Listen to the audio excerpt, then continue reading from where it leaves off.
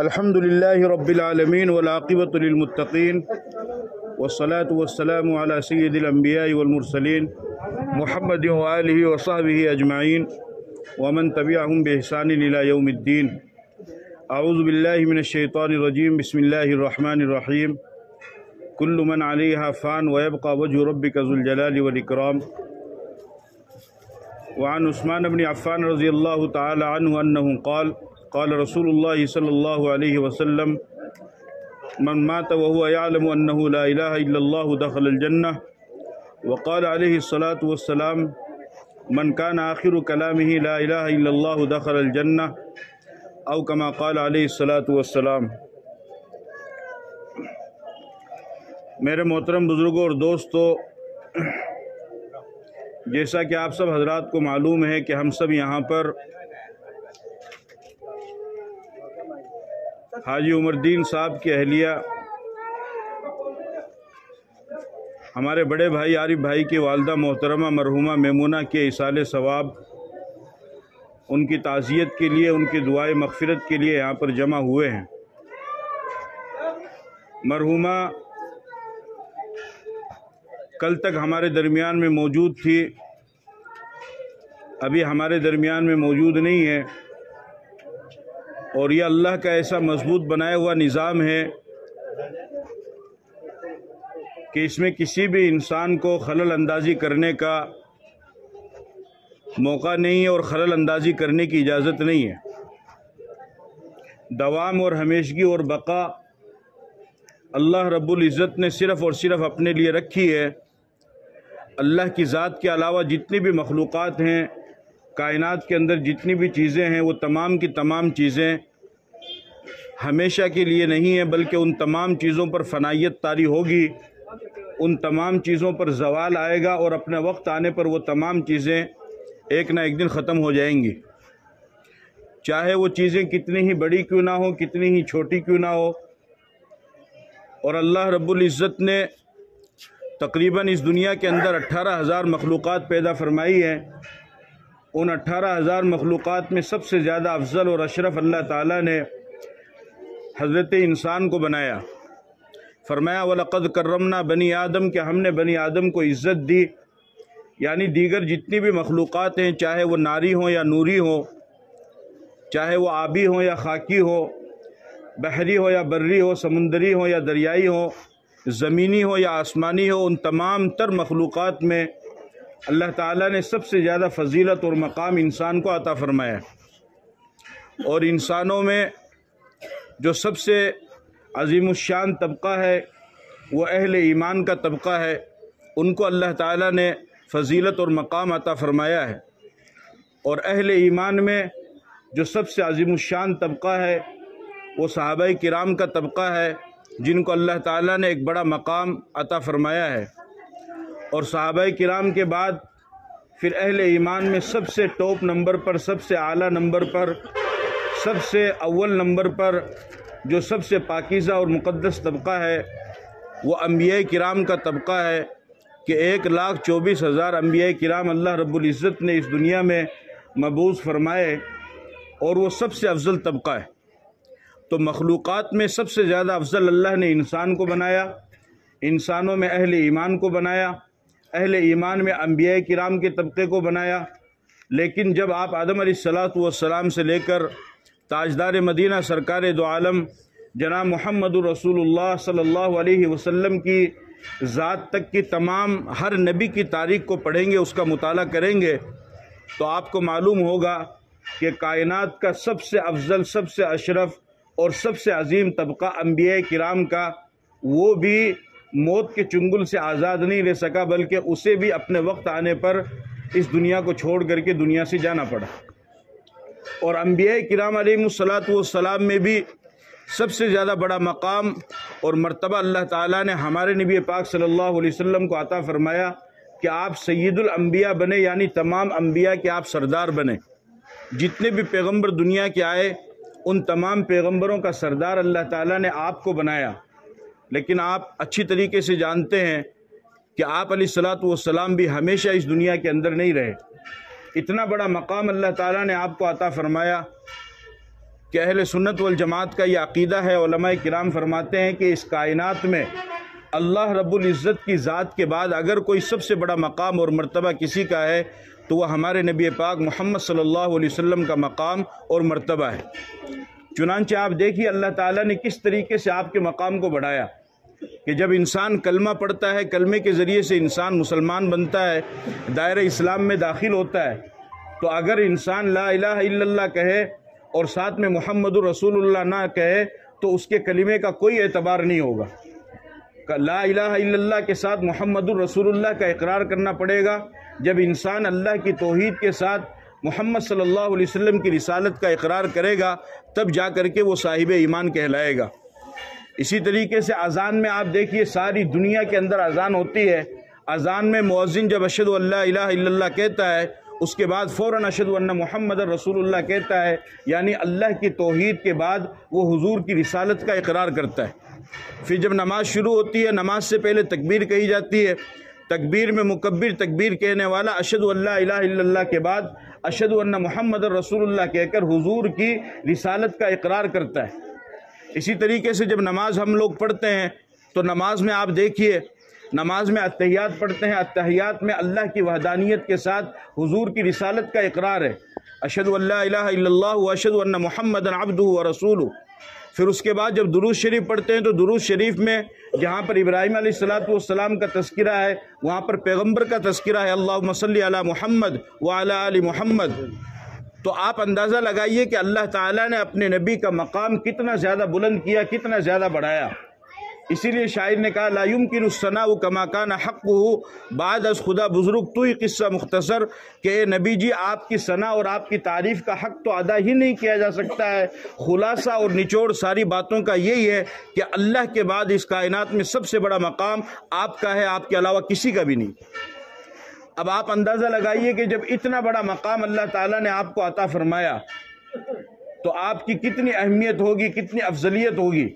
لیکن اس کے باوجود بھی اللہ کے نبی صلی اللہ علیہ وسلم اپنی زندگی کے 63 سال پورے کر کے دنیا سے تشریف لے گئے، تو وہ ہستی اور وہ عظیم ذات اور وہ شخصیت جو اللہ کے بعد سب سے زیادہ بڑی مقام اور مرتبے والی ہے، جب وہ دنیا سے جا سکتی ہے تو پیچھے کوئی آدمی یہ دعویٰ نہیں کر سکتا ہے کہ میں اس دنیا میں ہمیشہ کے لیے رہوں گا، کیونکہ کوئی اتنا بڑا مقام اور مرتبے والا پیچھے ہے ہی نہیں۔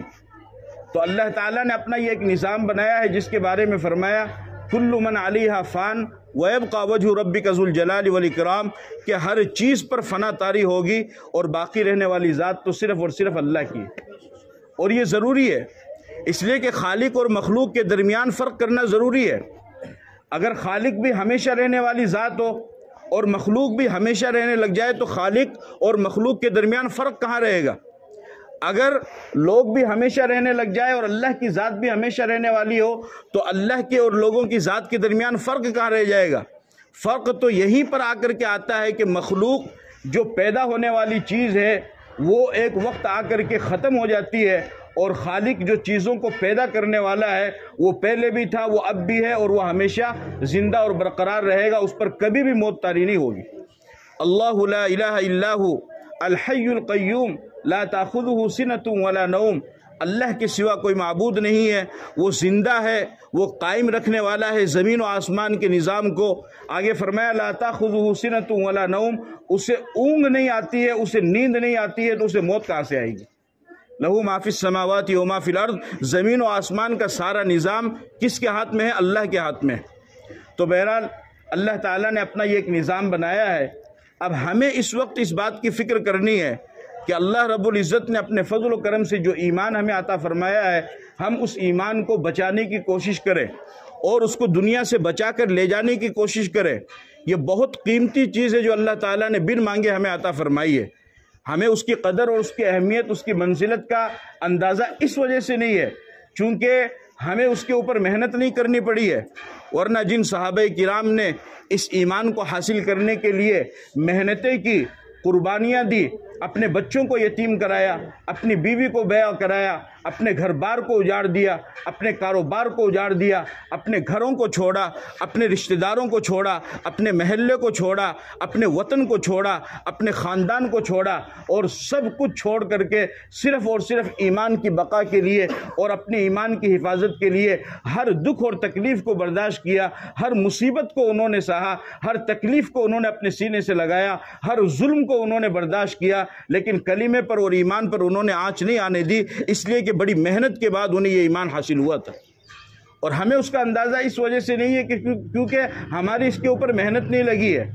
یاد رکھو، اگر آپ اس کے اوپر محنت نہیں کریں گے تو پھر شیطان جو انسان کا سب سے بڑا دشمن ہے، جس کو قرآن نے دشمن کہا، ان الشیطان للانسان عدو مبین، شیطان انسان کا کھلا ہوا دشمن ہے، اور جو جتنا بڑا چور ہوگا، جتنا بڑا ڈاکو ہوگا، وہ سامنے والے کی اتنی ہی قیمتی چیز کے اوپر، گرا نامہ چیز کے اوپر وہ ڈاکہ ڈالے گا۔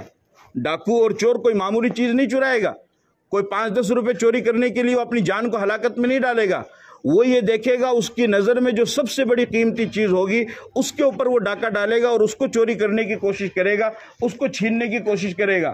شیطان کو معلوم ہے کہ مسلمان کے پاس نہ دولت بڑی چیز ہے، نہ حکومت بڑی چیز ہے، نہ صدارت بڑی چیز ہے، نہ وزارت بڑی چیز ہے، نہ سلطنت بڑی چیز ہے، نہ دوسری دنیا کی چیزیں، سونا اور چاندی اور زیورات اور روپیہ اور پیسہ، یہ تمام کی تمام چیزیں لغو اور بیکار ہیں، یہ کوئی بڑی چیز نہیں ہے۔ شیطان کو معلوم ہے کہ مسلمان کے پاس اگر سب سے بڑی دولت کوئی ہے تو وہ ایمان کی دولت ہے، لہذا شیطان مسلمان کے روپے پیسے کو نہیں، اس کی دنیا کو نہیں، بلکہ اس کے ایمان کو لوٹنے کی کوشش کرتا ہے، اور یہ کوشش آخر دم تک وہ کرتا ہے، آخر دم تک وہ اس بات کی کوشش کرتا ہے۔ چنانچہ حدیث کے اندر آتا ہے، چند باتیں میں آپ کے سامنے ذکر کرتا ہوں، آپ حضرات اس کو توجہ سے سنیے، دھیان سے سنیے، اس وجہ سے کہ ان تمام مراحل سے، ان تمام منزلوں سے ہم سب کو گزرنا ہے۔ اگر آج آپ توجہ سے دھیان سے سنیں گے تو وہ چیزیں آگے آپ کے کام آئیں گی، وہ تمام چیزیں، اور اگر آج توجہ نہ رہی، آج دھیان نہ رہا، تو پھر وہ تمام چیزیں ان کو سمجھنا ہمارے لیے ذرا مشکل ہو جائے گا۔ چنانچہ حدیث کے اندر آتا، پہلے تو ایک مسئلہ سمجھیے، وہ مسئلہ یہ ہے، علماء کرام نے بیان کیا ہے کہ جب کسی انسان کی موت کا وقت قریب آ جائے، کسی انسان کی موت کا وقت قریب ہو جائے اور اس بات کا اندازہ لگنے لگ جائے کہ اب یہ انسان باقی نہیں رہے گا، زندگی کی کوئی رمق اس میں باقی نہیں ہے، جیسے مثال کے طور پر اس کو تیز سانس آنے لگے، سانس اس کی تیز چلنے لگے، ہاتھ پاؤں اس کے سخت ہو جائے، ٹھنڈے پڑ جائیں، اور یہ علامتیں ہیں اس بات کی کہ اب انسان کا آخری وقت ہے۔ تو علماء کرام فرماتے ہیں کہ جب انسان کی موت کے آثار اور علامات نظر آنے لگ جائے تو جو لوگ وہاں پر بیٹھے ہوئے ہیں ان کے ذمے ایک کام ہے، اس کام کو کرنا، اور لوگ اسی کام کو نہیں کرتے، باقی سارے کام کرتے ہیں، اسی کام کو چھوڑ دیتے ہیں، اور یہ ضروری ہے وہاں پر بیٹھے ہوئے، وہاں پر موجود لوگوں کا، چاہے وہ مریض مرنے والا گھر پہ ہو یا وہ ہاسپٹل میں ہو، کہیں پر بھی ہو، فرمایا کہ اس وقت وہاں پر موجود لوگوں کو چاہیے کہ وہ کلمے کی تلقین کرے۔ کلمے کی تلقین کا، کلمہ پڑھانا نہیں ہے، پڑھانا الگ چیز ہے، تلقین کرنا الگ چیز ہے۔ کلمے کی تلقین کا مطلب یہ ہوتا ہے کہ یعنی اس کے پاس میں آہستہ آہستہ بیٹھے ہوئے لوگ کلمہ پڑھیں، لا الہ الا اللہ محمد الرسول اللہ، لا الہ الا اللہ محمد الرسول اللہ، اس طریقے سے اس کے پاس میں بیٹھ کر کے آہستہ آہستہ کلمہ پڑھیں۔ جب وہ ایک مرتبہ کلمے کو پڑھ لے، اس کے بعد میں اب آپ خاموش ہو جائے، اس کو پڑھنے کے لیے نہ کہیں، اس لیے کہ وہ تو پریشانی کے عالم میں، اتنی سخت پریشانی ہے کہ اس کا تو اندازہ ہی نہیں لگایا جا سکتا ہے، اور اتنی سخت پریشانی ہے کہ پیغمبر جو معصوم عن الخطا ہے، جو گناہوں سے پاک صاف ہے، وہ بھی یہ دعا کرتے اللہم اعنی علی سکرات الموت، کہ اللہ موت کی سختی سے میری مدد فرما۔ جب پیغمبر یہ دعا کر رہا ہے تو ہمیں کتنی ضرورت ہے، آپ اندازہ لگائیے کہ کتنی سختی ہوتی ہوگی۔ تو وہاں پر آپ کلمہ پڑھیں، جب وہ ایک مرتبہ کلمہ پڑھ لے، اب اس کے بعد میں آپ خاموش ہو جائیں۔ کیوں؟ مقصد کیا ہے؟ مقصد یہ ہے کہ مرنے والا آخری کلام، اس کی دنیا کے اندر جو آخری بات ہو وہ کلمہ لا الہ الا اللہ ہو، جب وہ ہو جائے اس کے بعد میں اب آپ خاموش ہو جاؤ، اب وہ دنیا سے چلا جائے گا۔ لیکن اگر خدا نخواستہ کلمہ کے پڑھنے کے بعد اس نے کوئی دوسری بات کر لی، مثال کے طور پر وہ یوں کہتا ہے کہ میں مالا پاپا سے ملاقات کرنا چاہوں، مالا بھائی کھڑا ہے، مالا چھوڑا کھڑا ہے، میری امی کھڑا ہے، میری دادی کھڑا ہے، میں بھی سے ملنا چاہوں، میں بات کرنا چاہوں. اس نے دنیا کی کوئی بات کر لی تو چونکہ اب اس کی آخری بات کلمہ نہیں ہوئی نا، اس نے دنیا کی بات کر لی ہے. اور مقصد کیا ہے کہ اس انسان کی آخری بات وہ کیا ہونا چاہیے؟ کلمہ ہونا چاہیے. تو اب آپ دوبارہ آہستہ آہستہ کلمہ پڑھتے رہو. اس کو جب ہوش آئے گا، جب موقع ملے گا وہ کلمہ پڑھ لے گا. اور جب وہ ایک مرتبہ کلمہ پڑھ لے تو آپ خاموش ہو جاؤ. جب کوئی مسلمان اس طریقے سے کلمہ پڑھتے ہوئے دنیا سے جائے گا تو اللہ کے نبی صلی اللہ علیہ وسلم نے ارشاد فرمایا کہ جس مسلمان کی دنیا میں آخری بات کلمہ لا الہ الا اللہ ہوگی تو اللہ تعالیٰ اسے جنت میں داخل فرمائیں گے. یہ فضیلت بتائی ہے. لیکن یہ کب ہوگا؟ جب ہم اس مسئلے کو سمجھیں گے، جب ہم اس مسئلے پر عمل کریں گے. ہماری ذمہ داری ہے. اور دوسرا آپ نے ارشاد فرمایا اقرؤوا یاسین علی موتاکم، اپنے مردوں کے پاس میں سورہ یاسین کی تلاوت کرواؤ. سورہ یاسین کی تلاوت کی برکت سے اللہ تعالیٰ مردے کی روح کو آسانی سے نکلواتے ہیں، اس میں آسانی پیدا فرماتے ہیں.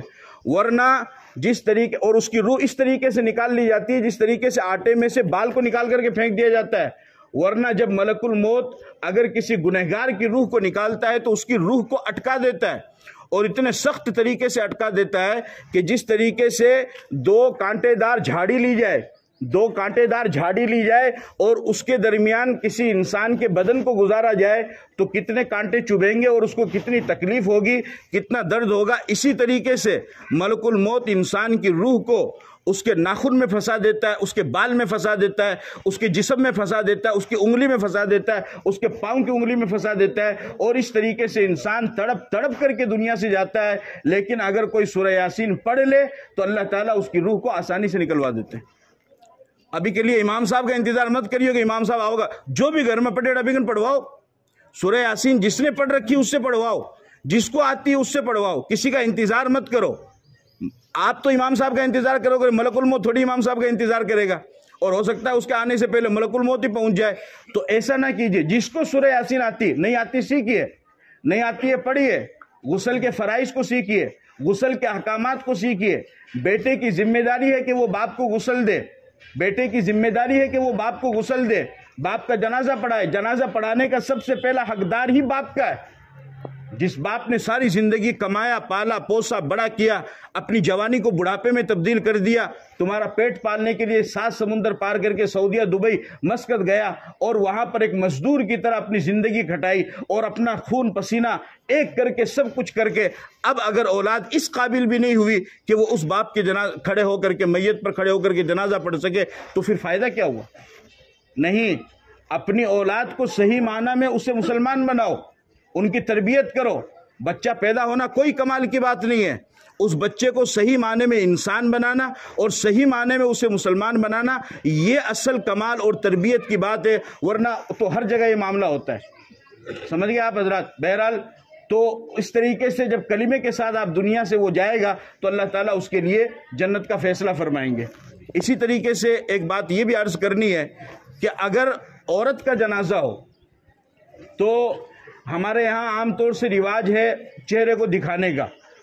تو بہرحال چہرے کو دکھانا، مرد کا چہرہ دکھانا وہ تو درست ہے، لیکن اگر عورت کا جنازہ ہو تو عورت کا پردہ زندگی میں بھی ہے، مرنے کے بعد بھی ہے، اور جب تک اس کو دفنا نہ دیا جائے تب تک اس کا پردہ ہے.